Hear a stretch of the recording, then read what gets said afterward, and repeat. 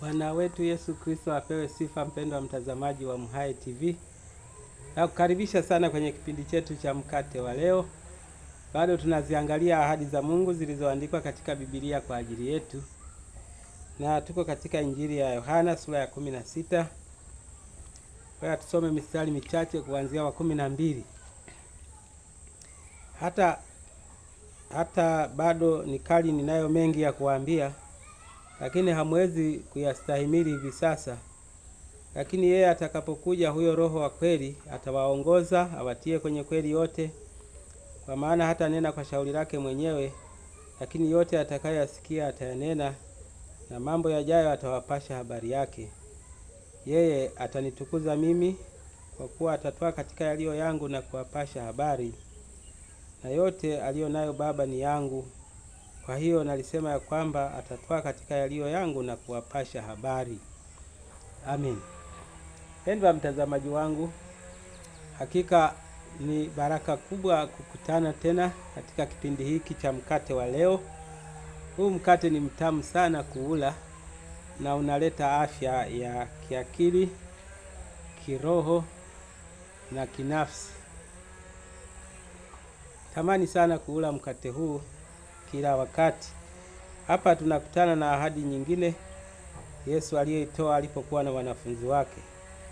Mstari wa 13 nasema, lakini yeye atakapokuja, huyo Roho wa kweli, atawaongoza awatie kwenye kweli yote. Anataja kazi ya Roho Mtakatifu. Atakapokuja, anasema atawaongoza awatie kwenye kweli yote. Kweli yote. Kuna watu wamezoea kusema kweli tupu, lakini hapa kumeandikwa kweli yote. Kweli yote hapa inamaanisha yote. Kweli yote ni ile ambayo Yesu aliinena.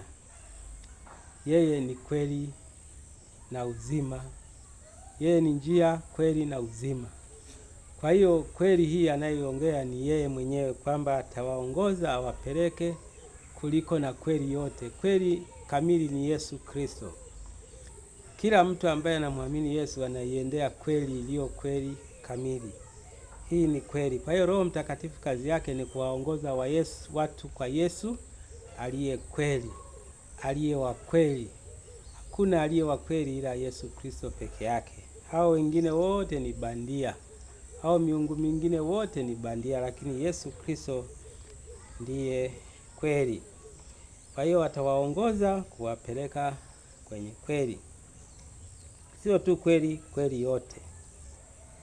Halafu anasema, kwa maana hata nena kwa shauri lake mwenyewe, lakini yote atakayosikia atayanena, na mambo yajayo atawapasha habari yake. Kazi yake nyingine, atakuwa na kazi ya kuwapasha habari ya mambo yajayo. Atakuwa na kazi ya kuwapasha habari ya mambo yajayo. Mambo yajayo maana yake hayapo, lakini yanakuja. Kwa hiyo maana yake ni kwamba wote ambao watakuwa na huyo Roho atawajulisha mapema mambo yaliyoko mbele. Mfano, kama kuna kuja njaa, atawaambia kutakuwa na njaa.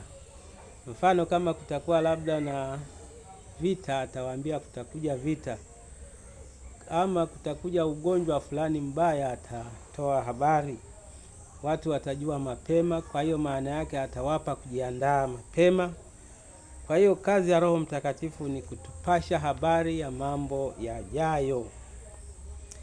Jambo lingine anasema, yeye atanitukuza mimi, kwa kuwa atatwaa katika yaliyo yangu na kuwapasha habari yake. Kazi ya Roho nyingine ni kumtukuza Yesu Kristo. Kumtukuza Yesu Kristo maana yake kumfanya ajulikane duniani kote. Kumfanya ajulikane kwa wasiomjua. Atanitukuza mimi. Atanifanya mimi nijulikane. Ndicho Yesu anachosema, kwamba huyo Roho Mtakatifu akiingia ndani yenu, mtahubiri na watu watanijua mimi. Kwa hiyo kazi ya Roho Mtakatifu ni kumtukuza Yesu Kristo. Kumfanya Yesu Kristo awe juu. Kumfanya Kristo aonekane kwa watu. Kumfanya Yesu aheshimiwe na watu. Kumfanya Yesu Kristo atambulikane kwa watu. Ndio kazi hasa ya Roho Mtakatifu. Heri yako wewe ambaye unaye Roho Mtakatifu kwenye maisha yako. Na wewe ambaye bado nafasi ipo, bado unaweza ukampata Roho Mtakatifu kwa njia ya kumwamini Yesu Kristo na kufanyika kuwa wake, utajazwa na Roho Mtakatifu kwenye maisha yako. Hongera wewe ambaye unaongozwa na huyu Roho Mtakatifu kwenye maisha yako. Barikiwe sana. Ni jambo jema sana kuwa na huyu Roho Mtakatifu. Akubariki Mungu Baba na Mwana na Roho Mtakatifu. Tangu sasa unapoyasikia haya na unapoendelea na maisha yako, akubarikie kazi za mikono yako, akubarikie maisha yako, bariki familia yako, abariki biashara yako kama ni mfanye biashara, barikie ofisi yako wewe mfanyakazi wa ofisini, bariki ndoa yako wewe uliye na ndoa, akupe mahitaji yako wewe ambaye unayahitaji hayo mahitaji. Mimi sijui unahitaji nini, lakini Mungu ana tumaini langu na niombi langu kwake kwamba akupe haja za moyo wako. Amen.